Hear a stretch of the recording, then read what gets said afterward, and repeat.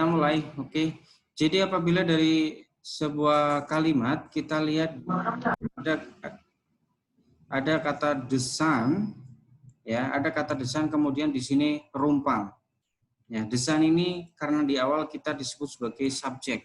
Setelah subjek itu ada kata kerja, verb. Ya. Maka karena yang hilang adalah kata kerja, pilihlah pilihan jawaban antara A, B, C, D yang berisikan kata kerja, ya, yang berisikan kata kerja.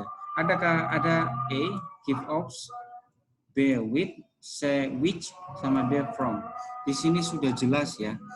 Di sini sudah jelas bahwa yang namanya kata kerja ya harus ada pekerjaan. Di sini sudah jelas pada give adalah kata kerja. Gives, memberi. With itu dengan. Which itu kalimat tanya. From itu dari, bukan kata kerja. Ya. Yang kemarin ente ya. Oke, sing ente. Mas Fatir ya. Di-mute dulu.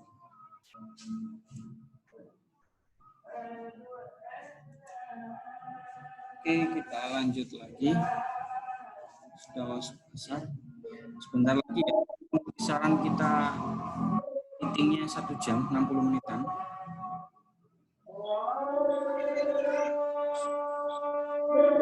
Latihan mening.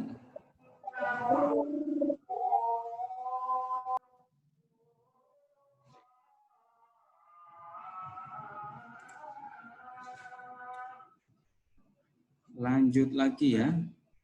Ada subjek, ada kata kerja. Jadi yang kosong adalah verb-nya. Verb itu kata kerja, maka pilihlah jawaban yang mengandung unsur kata kerja. Kita lanjut lagi. Di sini ada kalimat kosong. Yang rumpang kemungkinan subjek, kemudian ada kata kerja. Mana cari kata kerja? Di sini hanya ada to be. Apa itu to be? Dan bagaimana pengaplikasikannya?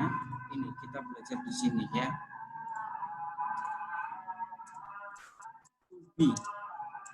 To be itu ada 2 jenis ya. Ada yang sekarang atau present. Ya. Isinya adalah is, am, are. Yang digunakan dalam konteks kalimat yang lampau atau sering kita sebut sebagai past adalah was, were, ya, ini adalah to be. Fungsi to be itu menggantikan kata kerja kalau seandainya kalimat tersebut tidak ada kata kerjanya. Contoh kalimat yang tidak ada kata kerjanya adalah ini. Fahmi is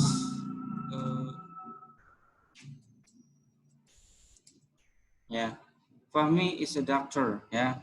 Begitu. Ini adalah kalimat yang tidak ada kata kerjanya, maka dibutuhkan to be. Apabila ada kata kerjanya menjadi Fahmi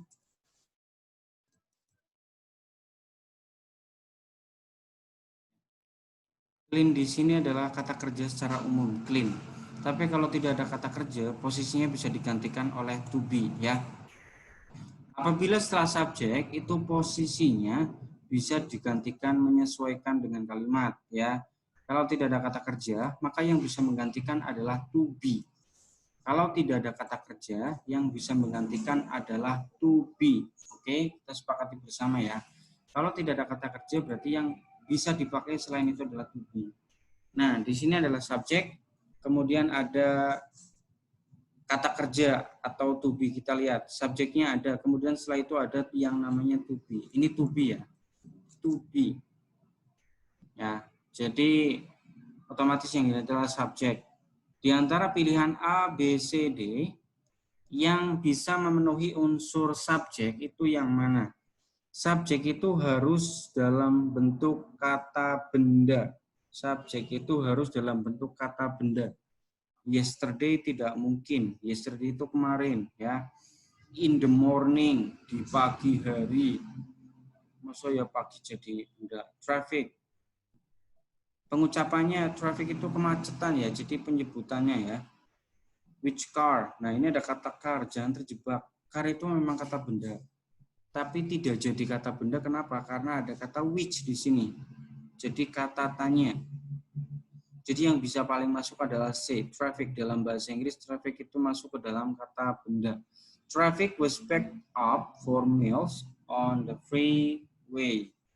Ya, kemacetan di situ. Berarti setelah itu harus ada to be, kalau tidak ya kata benda, begitu ya. Kemudian lanjut. Hindari pemakaian pengulangan subjek. Kita lihat di sini. Apakah ada subjek?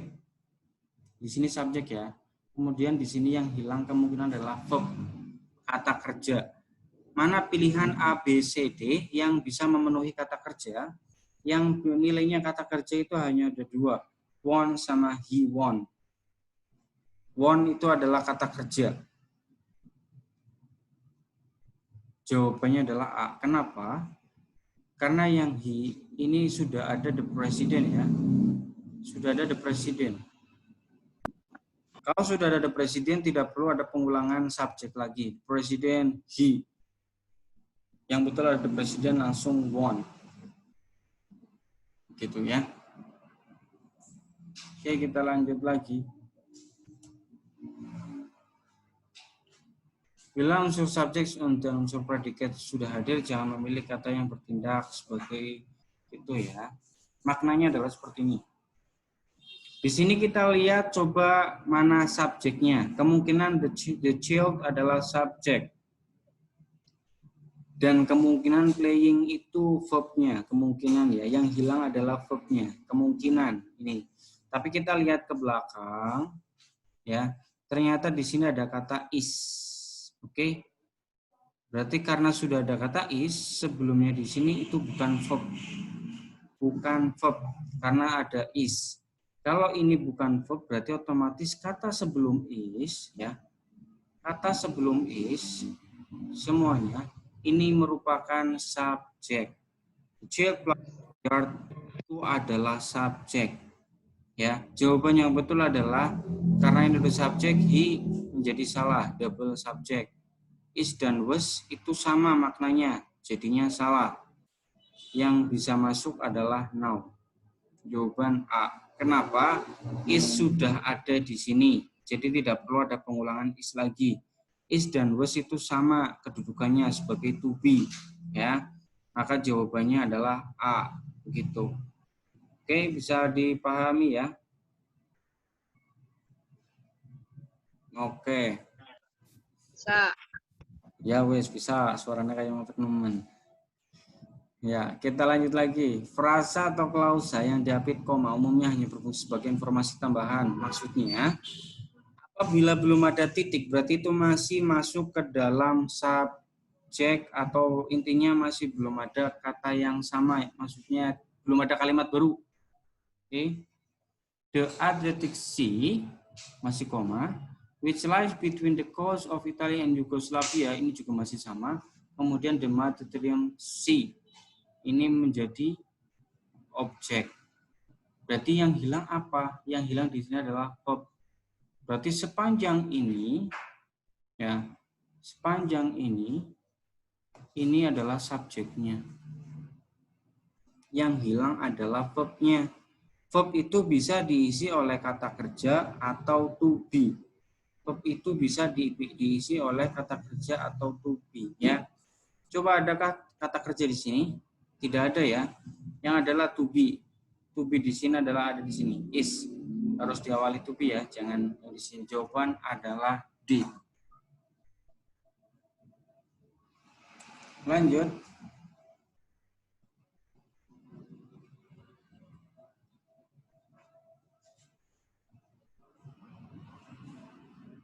Bentar ya. Oke, menentukan subjek dan jamak. Ya. Menentukan subjek tunggal dan jamak. Kenapa harus dibedakan? Ya, karena dalam bahasa Inggris kalimat yang bersubjek tunggal dan bersubjek jamak itu akan mempengaruhi jenis kalimat. Contohnya seperti ini, ya. contoh subjek tunggal itu seperti halnya he, she, ya, book. Terus ada lagi car. Ini adalah subjek tunggal.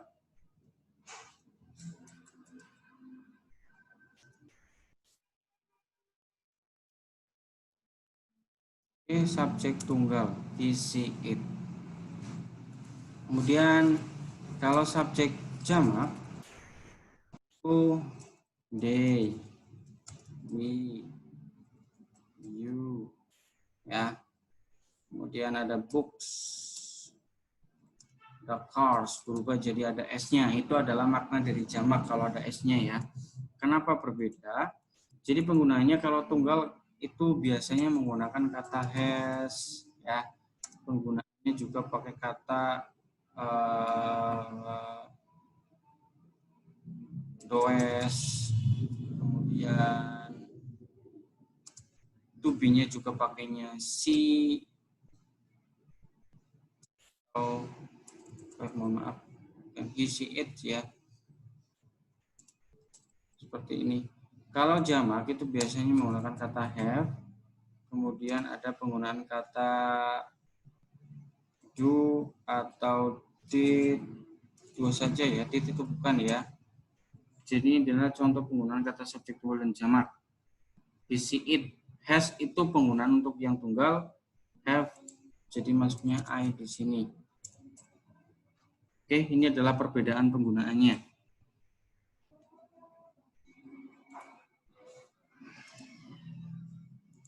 Oke, ada kata kita lihat di sini, each of the register produced artificially, bla bla bla. Ada kata have, has.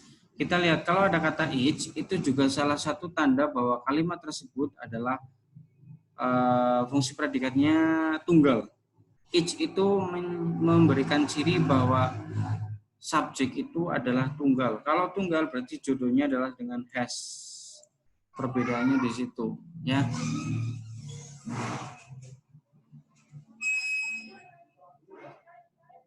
Oke, kita lanjut lagi. Oke, James Bojan was a bachelor. His nice service hostess. Oh ya, di sini. Jika ada dua kalimat, kalimat itu kan terdiri dari subjek predikat dan subjek predikat. Jika ada dua kalimat, ya, jika ada dua kalimat, maka yang diminta adalah konjungsi. Konjungsi adalah kata sambung. Oke, jika ada dua kalimat, maka yang diminta adalah konjungsi. Kenapa saya bilang ada dua kalimat? Kita lihat di contoh. Ada di awal hilang, kemungkinan adalah subjeknya. James Bachman, atau masih ternyata ada James di sini subjek, berarti ini bukan subjek ya. Was, ini ada verb. Is nice, ini subjek lagi. Serve, ini ada verb lagi. Berarti otomatis yang hilang adalah konjungsinya. Di sini pilihan yang merupakan konjungsi itu cuma C dan D ya. C dan D adalah konjungsi. Karena kita lihat ada kata was itu cocoknya dengan kata since, sejak ya. Di situ. Ini juga sama. Ada dua contoh kalimat. Di sini masih hilang kemungkinan subjek, di sini adalah verb, di sini subjek, kemudian di sini verb lagi, ada kata kerja ya, di sini juga ada to be. Berarti yang hilang adalah subjeknya. Yang hilang subjeknya. Kemudian karena ini ada dua kalimat, berarti yang hilang juga konjungsinya. Berarti yang terdiri dari subjek dengan konjungsi itu cuman ada dimiliki oleh opsi D. Ya. Begitu. Kalau ini dibalik, kalau seandainya ada konjungsi, berarti yang diminta adalah kalimat lengkap. Kalimat lengkap itu harus ada subjek dengan predikatnya, subjek dengan verbnya harus ada. Coba kita pilihan, ini ada kalimat, kemudian ini ada konjungsi ya. Berarti otomatis yang diminta adalah kalimat lengkap. Kalimat lengkap itu harus ada subjek dengan predikat yang jelas. Not wanting the story. Ini tidak ada subjeknya ya. The story in the papers, the superintendent. Ini tidak ada kata kerjanya. The public to hear. Ini tidak jelas karena ini bukan apa ya. The superintendent did not. Nah, ini baru ada subjek. Ini ada verb. Kalimat lengkapnya dimiliki oleh D. Ya. Oke. Kita cukupkan strukturnya ya. Barangkali Wiska Muhammad. Adakah yang mau ditanyakan? Sebelumnya sambil barangkali ada yang tanya, silakan meng-unmute mikrofon sendiri. Bisa. Atau silakan bertanya di komentar pun bisa, tidak masalah.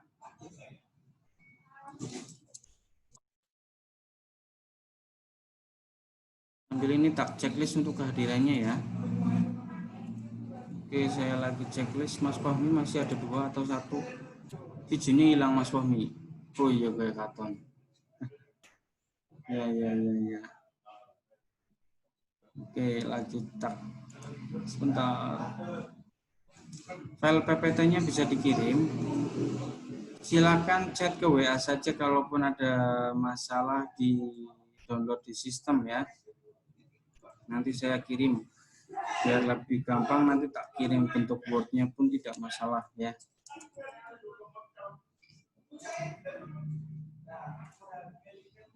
Oke, total ada 49 partisipan ya.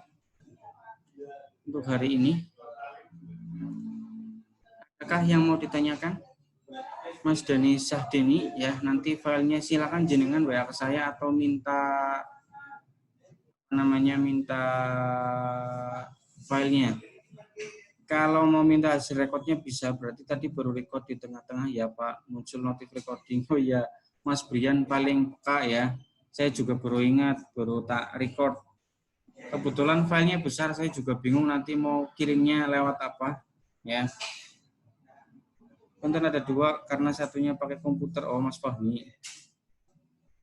Oh iya wes apa-apa lah. Harapan jenengan Mas mau nganggo 5 ya kan Mas, penting kuotanya anak. Ya. Mau lihat hasil recordnya ya. Monggo kira-kira mau bagaimana? Saya sudah ada di laptop. Kalau mau dikirim biasanya filenya besar atau nanti bagaimana?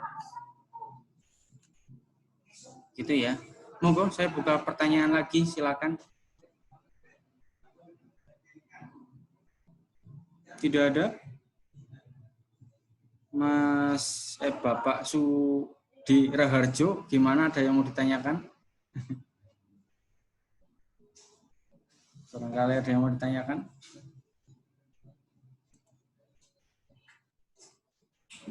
Tidak ada ya. Kirim lewat Google Drive, Mister. Yang kok anggar yang ngupload ya, kok tak upload ning ora ya, tak upload langsung ke YouTube. Jenengan deleng nang YouTube ya bisa wis. Ya. Itu. Boleh nanti Google Drive bisa, jenengan kuotanya bukan ora apa-apa ya, nanti bisa, atau lewat YouTube juga nanti langsung tak upload ya, begitu. Oke, ada lagi yang mau ditanyakan? Oke ya. Mohon maaf tadi baru tak rekam dari mulai structure karena saya baru ingat. Kalau yang listeningnya boleh nanti disusulkan. Kalaupun oke, di YouTube nanti juga saya upload ya. Adakah yang mau ditanyakan? Mbak Uswatun, Hasanah, barangkali ada yang mau ditanyakan, itu kata Mas Dani Sahdeni. Ya, di sini karena Uswatun.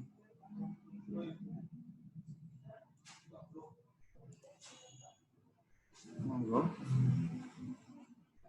Tidak ada ya. Yang misalnya kaya wes daripada suwe-suwe.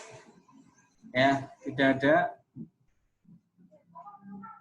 Kebetulan yang kuota ketua kelompoknya matematika Mbak Lydia ya. Itu ya.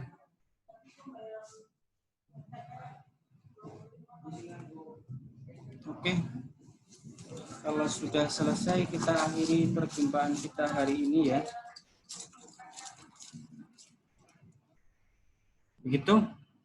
Terima kasih untuk partisipasinya hari ini. Boleh di-unmute semua untuk mikrofonnya. Boleh kita saling menyapa. Thank you, Mister. Thank you. Thank you, Mister. Suara atas nemen ya. Cuma ada apa Mas Fahmi ya Allah.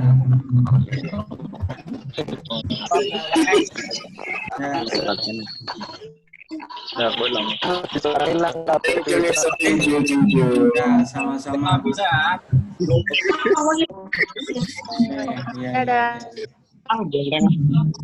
Oke, kita selesai ya hari ini ya. Terima kasih atas partisipasinya.